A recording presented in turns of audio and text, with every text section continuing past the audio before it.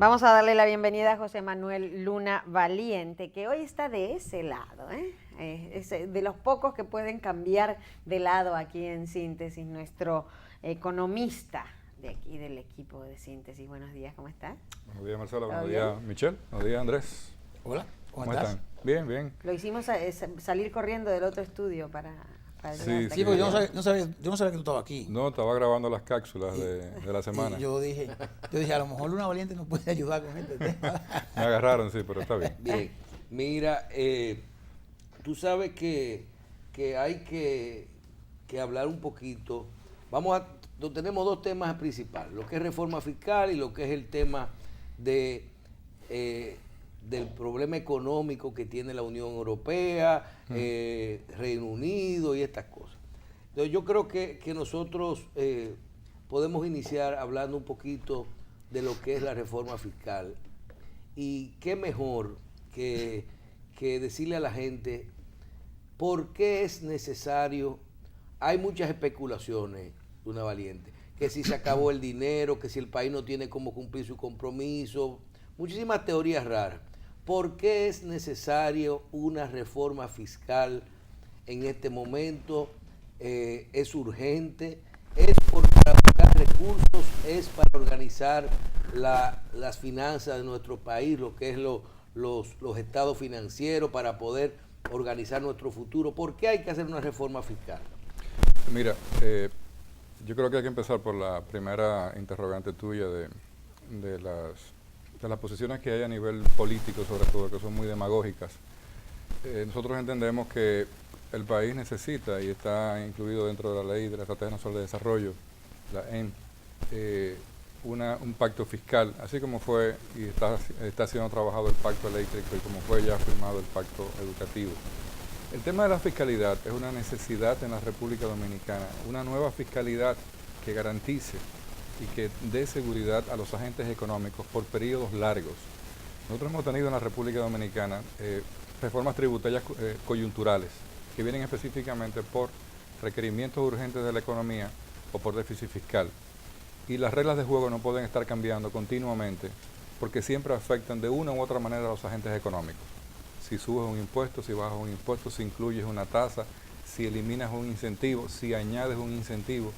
Entonces es muy importante que tengamos claro que no podemos en este momento satanizar el tema del pacto fiscal vía la política, porque es una necesidad de que la República Dominicana tenga mayor transparencia, más seguridad, que sea más competitivo, que podamos evaluar lo que hemos hecho con las exenciones fiscales, que podamos evaluar el gasto público, que podamos evaluar lo que son los impuestos regresivos hacia una visión diferente de impuestos progresivos, que quiere decir no cargar a la clase media a lo más bajo con la mayor cantidad de impuestos, sin dejar de cargar la misma forma a nivel equitativo en las clases más pudientes o más ricas del país. Pero cuando se habla de reforma fiscal, estamos hablando de muchas cosas. Se habla también de que no solo es los ingresos del país, los ingresos tributarios, sino también de en qué se gasta ese dinero. ¿Eso también se tocaría en una reforma fiscal? Sí, claro que sí. Fíjate, la República Dominicana el presupuesto nacional tiene un componente aproximadamente de un 70% de ingresos tributarios que vienen por la DGI y por aduanas, y un 30% que viene por donaciones o financiamientos. Esa estructura ha ido bajando y cambiando y ajustando lo que es el déficit fiscal hasta llevarlo en este momento a un 2.8%, con una previsión de cierre en el 2016 de 2.3% del PIB, que quiere decir un 2.3% del PIB que gastamos de más con relación a lo que ingresamos. Pero que eso está muy mal. Eso es como que usted gane 100,000 pesos mensuales y gaste 120. Sí, pero no hay un país en el mundo todavía. No hay un país en el mundo pero todavía perfecto, que pueda. No hay un país en el mundo que pueda tener una situación favorable en ese sentido. La mayor parte de los países, componentes los más desarrollados, tienen una relación deuda-PIB, por ejemplo, por encima del 100%. Y tienen también los mismos problemas que vienen acarreándose. Entonces, si ellos tienen una relación deuda-PIB por encima del 100%, ¿por qué a nosotros nos dicen que estamos en el 50%, que ya estamos en el tope de nuestro... Porque todo lo tomamos desde el punto de vista político y desde el punto de vista de ir hacia una discusión que crea incertidumbre, porque los políticos de este país creen que creando incertidumbre sobre un tema propician atracción política para ellos prolongarse en la estructura política y quizás acceder al poder en un momento. Entonces, el tema de la fiscalidad, y queremos que nos concentremos en eso, es muy importante. ¿Por qué? Porque República Dominicana tiene la presión tributaria, la segunda presión tributaria más mala de América Latina. ¿Qué quiere decir eso? Quiere decir la cantidad de impuestos que se cobran en la República Dominicana con relación a al PIB que tiene la República Dominicana. Entonces, países como Argentina, Brasil tienen por encima de un 30% y la República Dominicana tiene entre un 13 y un 14%. Un 14% en el 2016. Exacto, el más malo, o sea, el que menos presión tributaria tiene es Guatemala, que alcanza a un 12%. El más bueno, Luna Valiente, el mejor país para vivir, que tiene menos impuestos. ¿Tú crees? O el más malo para el país porque no tiene ingresos. Pero República Dominicana y Guatemala no se comparan con relación de calidad de vida. O sea, Guatemala puede tener desarrollo o puede tener bajos o altos impuestos, pero sin embargo en República Dominicana pueden encontrar, como muchos guatemaltecos vienen al país a vivir una mejor calidad de vida.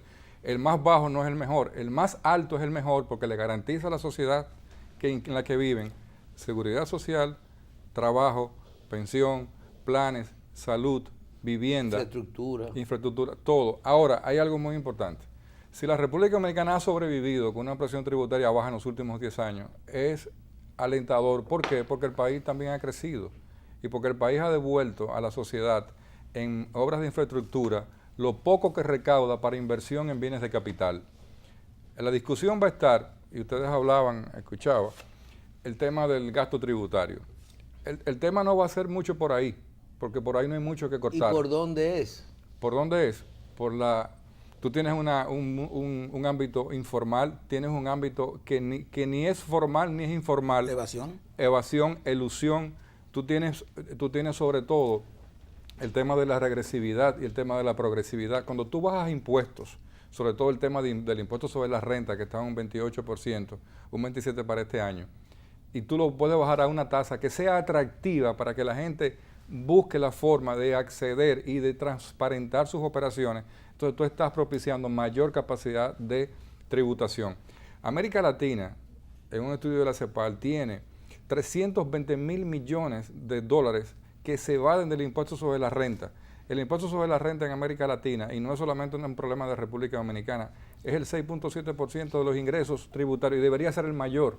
José Manuel, yo tengo una pregunta con este tema del impuesto sobre la renta, y a lo mejor Terrero, que también maneja bien la parte de lo que son el contador público y las auditorías y esto. ¿Cómo existe algún precedente en algún país que se haga una ley de transición? Me explico. Yo le tengo mucho temor a que, digamos, vamos a poner el ITEVIS en un 12%, que es uno de los ITEVIS más altos, y el impuesto sobre la renta en un 20% o en un 15%, buscando que todo el mundo pague. Pero las empresas que en los últimos 5 años o 7 años, que han pagado ese 28, ese 27 en su momento, ese 29, que eso bajó 2 puntos creo, lo hagan de forma descendente. Cuestión de que en ningún momento en lo que esta gente se incluyen, estos nuevos contribuyentes entran al sistema a esta tasa de un 15, de un 18%, esta gente vengan descendiendo y la República Dominicana como país nunca pierda los ingresos fiscales. ¿Eso existe? Bueno, han habido, en todas las reformas tributarias siempre se da, casi siempre, el proceso de una amnistía fiscal, que es básicamente con relación a lo anterior. O sea, este es el marco de fiscalidad. Si tú tienes una situación fiscal hasta este momento en que tú debes ITEVIS, debes impuestos sobre la renta, debe mora, debe pagos, te borramos todo eso con el interés de que tú inicies un nuevo proceso de fiscalidad, de transparencia. Ahora, el tema está en que, y Andrés te decía algo, y es muy importante lo que decía Andrés, con el tema de la competitividad. O sea, nosotros no podemos de golpe y porrazo sencillamente barrer leyes de incentivo, bajar, subir, porque hay que mantener la competitividad de la República Dominicana, sobre todo en el tema de las exenciones, porque los países de la región siguen apoyando a los sectores productivos y le siguen dando incentivos a esos sectores para que sean cada vez más competitivos. Entonces es muy importante cuando se analice sobre todo la relación costo-beneficio de cuál ha sido el aporte de cada una de las leyes de incentivo a la economía dominicana. Por cada peso que yo te he dado en impuestos de exención, ¿cuántos pesos tú le has producido a la República Dominicana de beneficio? Si la relación está por encima de ese peso de sacrificio, la ley debe continuar. Si la relación está por debajo de ese peso, la ley debe de analizarse. Y ese es un trabajo que ya se hizo en el Ministerio de Hacienda, ya se hizo, no ahora, porque el gobierno no ha estado ajeno al tema del pacto fiscal. Lo que pasa es que son temas que hay que discutirlo. O sea, no podíamos discutirlo en la campaña electoral, no podíamos discutirlo a la mitad de año. Y más aún, no va a ser un tema que el gobierno va a llegar al Congreso el 16 de agosto y va a decir, esta es la reforma, este es el pacto fiscal. No, es un proceso vía el Consejo Nacional de Desarrollo y va a durar más que el pacto eléctrico. Sí, pero tú hablabas, José Manuel, del tema que donde quiera se mete la política. Usted no se quita su banderita, ¿eh? Nunca, nunca. Bien Yo soy un ciudadano pro dominicano. Sí. Y tú sabes. Pero no promuro. No es necesario. Ahora que tiene cuidado porque con el tema de Inglaterra, tú sabes que la cosa comenzó por ahí. Sí, pero ya quieren otro referéndum porque ya se arrepintieron. Bueno, pero comenzó con el tema de la migración. Por ahí comenzó todo. Como dice cuando Colón, donde todo comenzó. Mira, tú hablabas cuando estábamos en referencia a todos estos temas, de que siempre está la parte política en el medio. Y te pregunto lo siguiente, porque cuando se habla de pacto o reforma fiscal, hay que ser lo más sincero posible. Pero eso no siempre es tan fácil lograrlo desde el punto de vista de un gobierno. Porque el gobierno o los gobiernos tratan de ver de qué forma suave te pueden decir que hay que aumentar impuestos. Ahora, te digo por lo siguiente, lo contrario es, el gobierno ha dicho, algunos de sus ministros, que garantizan que no habrá aumento de impuestos en esta reforma. Y yo dije aquí en este programa que eso no está bien decirlo, porque eso no lo garantiza nadie. Nadie puede garantizar que en una reforma tú no puedas aumentar o vas a aumentar un impuesto. Incluso hay cosas que tú no controlas. Hay situaciones exógenas que tú nunca vas a poder controlar. Y que otras que siniestros naturales que pueden ocurrir y te va a llevar a que tú tengas que modificar lo que tú planteas. Entonces yo creo que fue un error, creo yo, humildemente, decir eso. Sumado a que cuando hacen esos análisis de gasto tributario, de que mira esto, lo que le dan, tú con eso lo que vas a hacer es revertir una disminución de un gasto, vamos a llamarlo así, que lo va obligatoriamente a aumentar a un costo. Y ese costo, al final, no lo va a recibir el empresario, sino que lo va a transferir. ¿Qué tú crees? Mira, es una de las grandes preocupaciones con relación a si la nueva fiscalidad supone incrementos de impuestos o descensos de impuestos. Es también una realidad que esa discusión va a plantear que hay nuevos contribuyentes. Los nuevos contribuyentes entienden que por ser nuevos se les ha subido el impuesto. Exacto. Pero no es así. No, claro que no. Claro Simplemente son nuevos entrantes a la plataforma fiscal. Eran evasores. Eran evasores. Y hay muchos ejemplos sin mencionar ningún tipo de sector. Pero yo creo que la transparencia y la confianza que debe reflejar cada agente económico debe estar basada en que los recursos que maneja el Estado son bien utilizados. Y esto es muy importante. Yo creo que el presidente Danilo Medina, si se cae un centavo, o sea, lo recoge. Y eso es una garantía de transparencia. Lo que ha hecho la República Dominicana de cambiar su estructura logística e infraestructura ha sido hecho en base a un presupuesto que podría ser mayor, pero también hay avances en el área social. Y la clave está en que si el país quiere erradicar la extrema pobreza y ir eliminando la pobreza paulatinamente en un periodo de 4 años, lo cual es un gran reto, y ahí está el ejemplo de la barquita, que se inaugura. ¿Pasado mañana? No se inaugura, se abre el proceso de mudanza y de traslado de las familias dominicanas que estaban viviendo en la ciénaga ahí abajo del río. Entonces, ese proceso de si habrán o no más impuestos va a ser una discusión. Cuando tú le digas a una familia rica, mira, pero tú has dejado de tributar tanto. Bueno, no vamos a ir al pasado, y es importante que se sepa que los cambios en el pacto fiscal no son retroactivos. Okay, o sea, si yo te cambié... ¿Te refieres a lo que decía Michelle? Sí, claro, porque el que tiene la ley de incentivo turístico y la tiene por 10 años, si le quedan 5, le quedan 5. Ya. Y al quinto año entran en la nueva estructura que sería el pacto fiscal actual, porque si no tuviéramos entonces una aberración fiscal, sí, y sería inclusive matador. O sea, ¿quién estaría interesado cuando no hay seguridad jurídica para tú mantener lo que tú has obtenido de forma legal? Correcto. Hay algo interesante. Recordemos que hace unos 15 años habían estructuras fiscales de incentivos que fueron quitadas del marco jurídico legal. ¿Por qué? Porque fueron mal utilizadas. Recordemos los casos de leyes específicos, la ley 190 forestal, 290, perdón, y toda una serie de leyes que hubo gente inclusive que cayó presa. Hubieron financieras que utilizaron y personas que utilizaron esas leyes para estafar a personas, por ejemplo. Esas leyes no existen. Las leyes que existen hoy a nivel de gasto tributario, que son exenciones y exoneraciones, tienen un costo-beneficio favorable. El tema del ITEVIS, que es el gran componente, casi un 45% de las exenciones fiscales, está ahí. Pero ¿quiénes son los que reciben la exención fiscal del ITEVIS que se les exonera? Es el quintil en mayor parte más bajo de la sociedad dominicana. ¿Cuál es el quintil? Los pobres que vienen subiendo. Yo decía, cuando tú hablas de qué es la exención en el ITEVIS, por ejemplo, producto de comida. Comida, o sea, educación y salud. Exactamente, Exacto. educación. ¿Usted se imagina que a usted le digan ahora que su medicina todas tienen ITEVIS? Eso va directamente al bolsillo. Claro. O que el colegio que usted paga de sus hijos, que ya es caro, exacto, ahora tenga ITEVIS. O la universidad de sus hijos es cara, también por eso yo planteo que debemos de ver las cosas en el tema del costo-beneficio. Donde tú puedes ir, por ejemplo, y tú dices, bueno, pero energía recibe el tanto por ciento de incentivo. ¿Y quiénes son los que lo reciben en el quintil? Bueno, ahí hay la clase más baja, choferes, sindicatos, hoteles y barrios y las mineras. Bueno, pero el barrio no necesita ese impuesto y se le quita esa parte.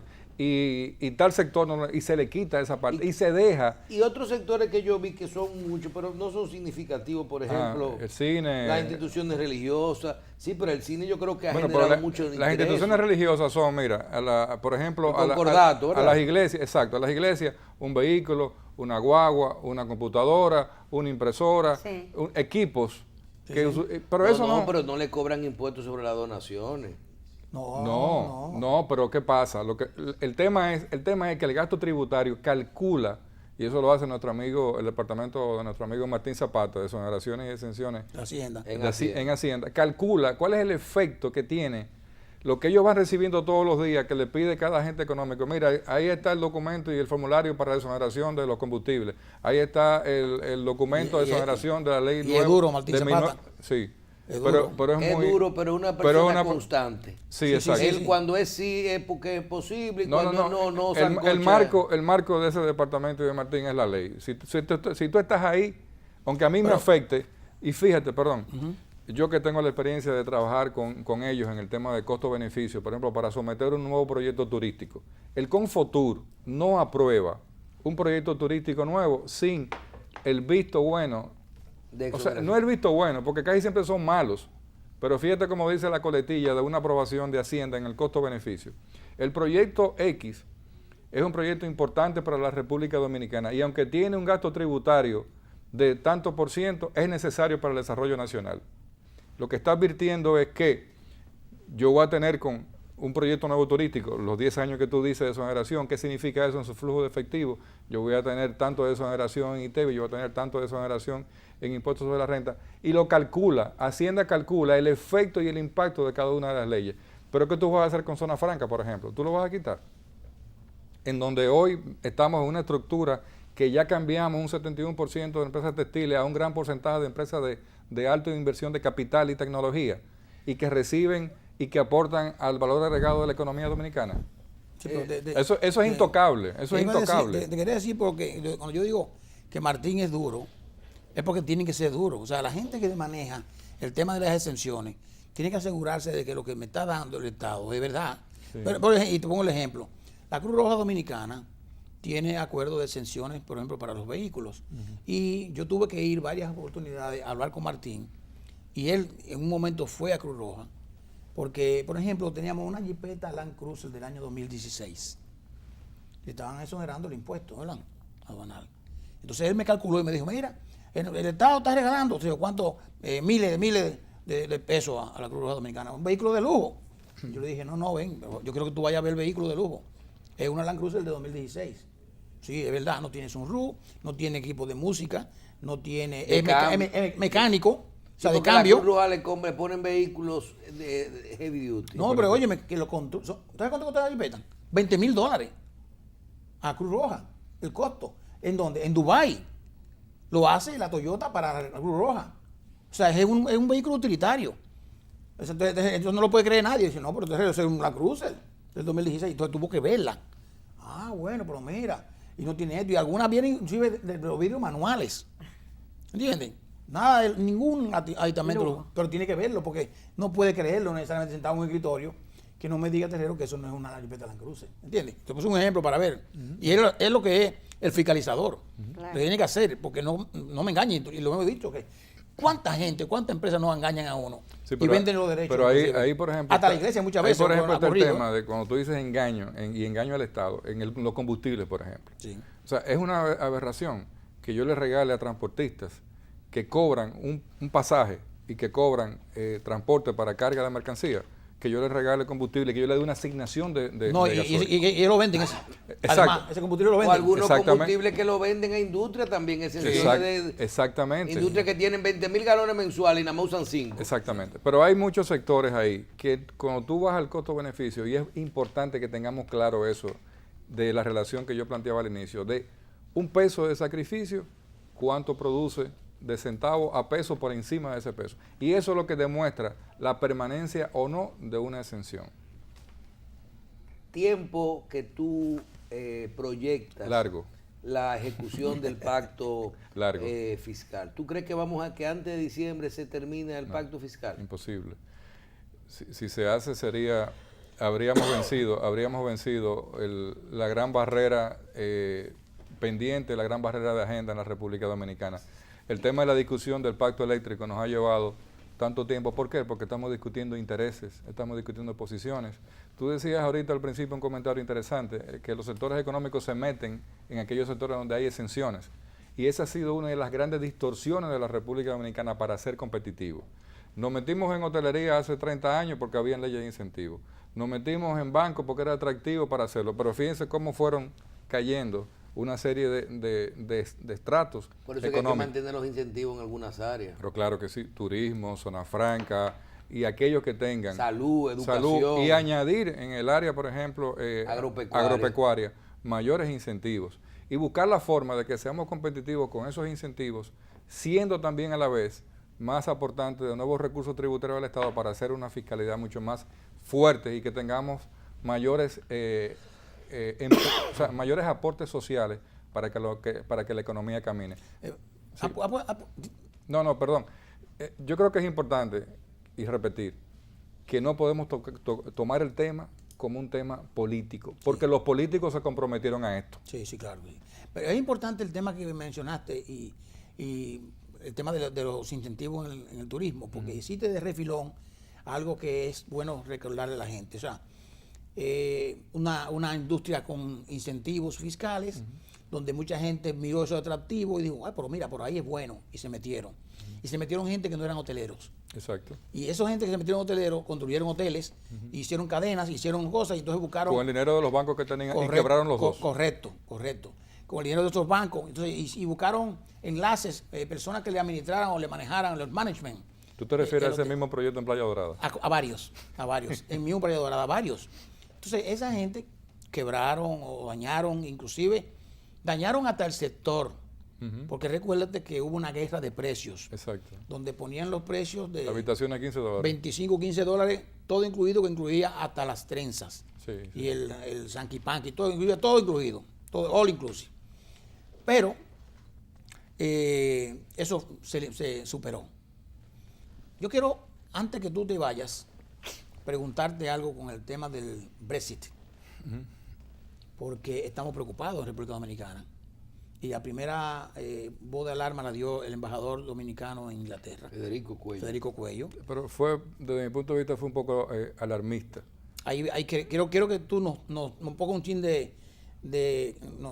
¿cómo se llama en los ojos? Claridad. Colirio en los ojos, porque si fue exagerado, no menos cierto que nos va a afectar. Entonces, ¿cuándo nos puede afectar y qué es lo que nos va a afectar? Mira, el tema del Brexit, que es interesante, aunque ya los ingleses están locos por volver hacia atrás porque han recolectado 3 millones de firmas. ¿Pueden volver hacia atrás? Podrían. ¿Sí? Inclusive, fijémonos que la presión increíble que sale un día después de los principales ejecutivos de la web, o sea, los que conforman la dirigencia principal. De que salgan rápido. De que salgan rápido. Bueno, vamos a negociar, está bien, no hace falta. Ahora, ellos siempre han estado también fuera, porque la libra esterlina ha estado fuera del euro. Sí, lo dijimos esta mañana. Entonces, yendo a las implicaciones que puede tener en la economía, hay 3 sectores importantes que hay que analizar: mercados, inversión y el tema turístico. En la parte de mercado están las exportaciones de República Dominicana de ron, tabaco, frutas, vegetales, tabaco, ron y vegetales, que es importante al Reino Unido, pero esa cifra no pasa anualmente de unos 200 millones de dólares. Pero eso está en gran parte bajo los acuerdos del EPA. Sí. Ahora, si el Brexit se aprueba, que debe de tardar unos 2 años en tratar de buscar la forma de cómo van a salir y de crear una nueva estructura, quizás, y es mi punto de vista, para la República Dominicana va a ser más fácil hacer acuerdos directos con un país para negociar sus bienes y servicios. Entonces, es más difícil negociar con un bloque de países que negociar con un solo país. Por ende, para mí, en la parte de mercado no va a ser perjudicial. En la parte de inversión, el Reino Unido tiene aproximadamente en la República Dominicana unos 1.200 millones de dólares en inversión, en call center, en RONES, en telecomunicaciones, pero eso no se va del país, porque eso está bajo una estructura de relación directa. ¿Y el precio del dinero? La libra esterlina. La devaluación. Automáticamente. No, que se cayó del mercado. No, se devaluó casi un 12%. Y eso tiene un efecto directo. La más grande del año 80. Desde 1985, el descenso de la libra esterlina. ¿Pero qué significa eso? Que en este momento para un inglés es no perjudicial, no es atractivo cambiar dólares para venir a la República Dominicana. Ahí entramos en el tema turístico. Pero ¿cuál es el porcentaje de ingleses que vienen a República Dominicana? Es el 2.7% de 2.2 millones de no residentes hasta la fecha. Ese es el cálculo actual, que lo calculé en este fin de semana. Pero un 2.7% son 56,000 visitantes ingleses a la fecha. Pero la República Dominicana, ¿qué ha hecho en el sector turístico? Bueno, se ha consolidado, ha crecido a una tasa de un 8% promedio en los últimos 10 años. Entonces eso no es un problema. Claro, nos gustaría siempre estar viendo ingleses en la República Dominicana, pero los mercados emergentes están subiendo también. Licenciado, o sea, en definición hay dos cosas que nosotros siempre aquí le estamos hablando a los economistas. Inglaterra, ¿era parte de la Unión Europea? ¿Sí o no? Sí. ¿Y por qué ellos tenían su propia moneda y aparte el euro? ¿Tenían una doble moneda? No, doble moneda no. Ellos se manejan siempre con la libra esterlina y ellos mantuvieron su estructura monetaria. O sea, el caso de la Unión... Ellos tenían una estructura especial, pero ellos pertenecían en todo tipo de operación, por ejemplo, a nivel de migración, de frontera, de tratado de libre comercio con la Unión Europea. Eran parte del bloque de la Unión Europea. Las visas de Schengen. Exactamente. ¿A qué se llama el Brexit? El Brexit, bueno, eso es un... ¿A qué se llama? Es la salida, o sea, es la salida. Significa, es el término que se le da a la salida de Inglaterra de la Unión Europea. De la Unión Europea. Bien.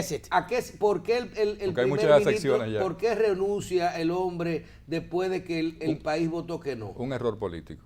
Pero ¿por qué? ¿Cuál era el efecto? O sea, él quería que se mantuvieran adentro y hizo un referéndum. Porque el referendo es por ley. Él es el representante oficial del gobierno inglés, Cameron. Entonces, al ser derrotado, tomó una decisión política personal y dijo, bueno, yo fui derrotado por mi posición de mantenernos en la Unión Europea. Entonces yo renuncio y dejo para que los agentes jurídicos decidan cómo vamos a caminar. Y se sale. Sí, porque él no está de acuerdo con eso. Él no está de acuerdo con eso. Y deja en las estructuras jurídicas de Inglaterra que continúen el paso al cambio hacia una nueva visión jurídica que tienen ellos. Entonces Inglaterra votó por salirse de la Unión Europea. Los terreros me decían en la pausa o en el bloque Pero anterior recordemos que los viejos votaron, sí, no los jóvenes. los jóvenes votaron a favor de quedarse. De quedarse. ¿Por qué? Porque por la integración. los jóvenes dicen, yo tengo 27 países en la Unión Europea a los cuales yo puedo ir a estudiar, a vivir y a trabajar. Becas. Entonces, ¿por qué tú me lo quitas a mí cuando yo tengo la oportunidad? Sobre todo en un momento en donde Europa está como está Europa. Ahora, Inglaterra no es Grecia. Claro, porque no tiene problemas de deuda. Exactamente. ¿Por qué entonces con esta medida se desploman los mercados? Pues se tienen que desplomar porque Incertidumbre. automáticamente, ¿qué pasa? El Reino Unido tiene grandes inversiones en países de la Unión Europea, en España, en Italia. Entonces, esa situación nueva crea incertidumbre en esos países con relación a sus relaciones comerciales con esos mismos países.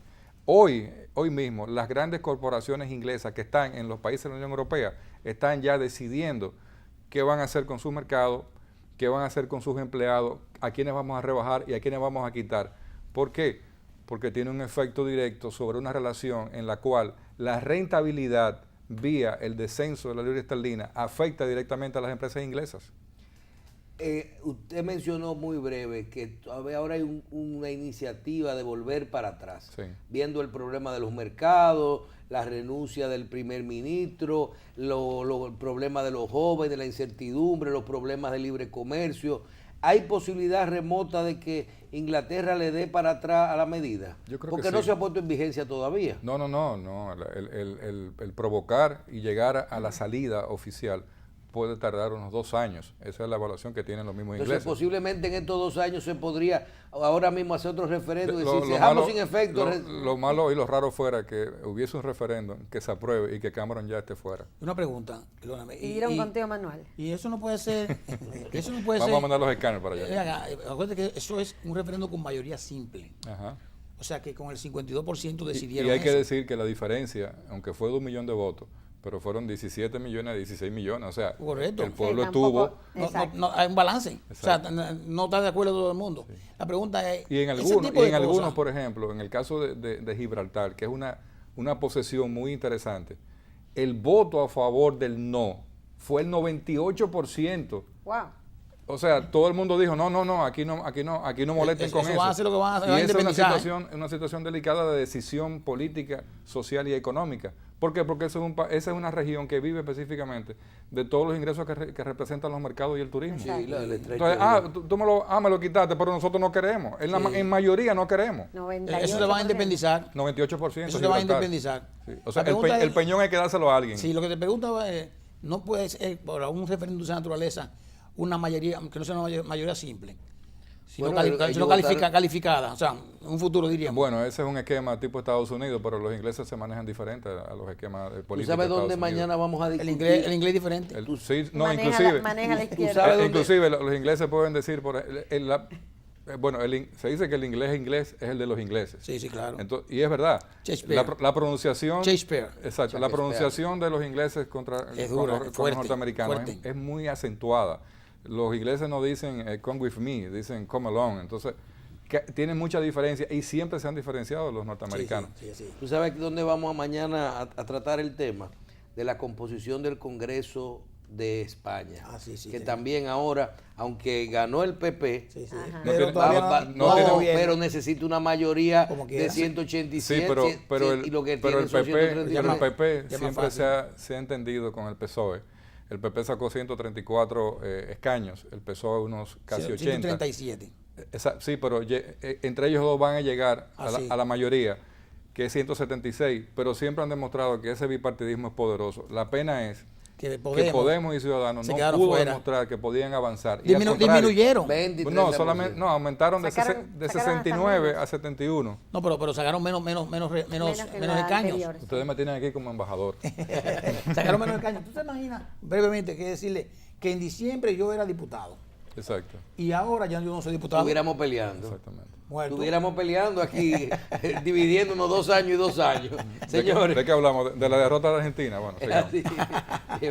Vamos a una pausa. No, no, agradecemos. perdón, No, no, perdón, pero Marcelo. Valentina perdió, ¿verdad? Perdió en penales. Eso no es verdad. Ya se fue Marcelo ya. No puede perder, no puede perder. Y de Chile. El que perdió fue el Abejón Ah, Bien. perdió. y ganaron la reina Ajá, Sí, también. las reinas ganaron. y ganaron un bronce en basquetbol, Ujú. o sea, baloncesto. Sí. Estamos muy bien. Ok. Pero fíjense que ha sido una semana única en la historia de la humanidad inclusive. O sea, han pasado acontecimientos sumamente importantes Sí. en esta semana pasada. No solo- Vamos a analizar quizás más adelante lo de Puerto Rico, ¿no? Es así. Yo creo que sí, porque estamos... Bien, señores, agradecemos a José Manuel Luna Valiente, quien es ya parte de Síntesis, porque cada vez que tenemos un problemita de números no lo resuelve. Todo. Gracias, José Es Manuel lo único Luna que no da Valiente. los números de la lotería. No lo trae. No, Mazur, que era que lo daba. Azúcar está en Haití muy bien. Sí, muy bien. Sí. Bien, vamos a una pausa.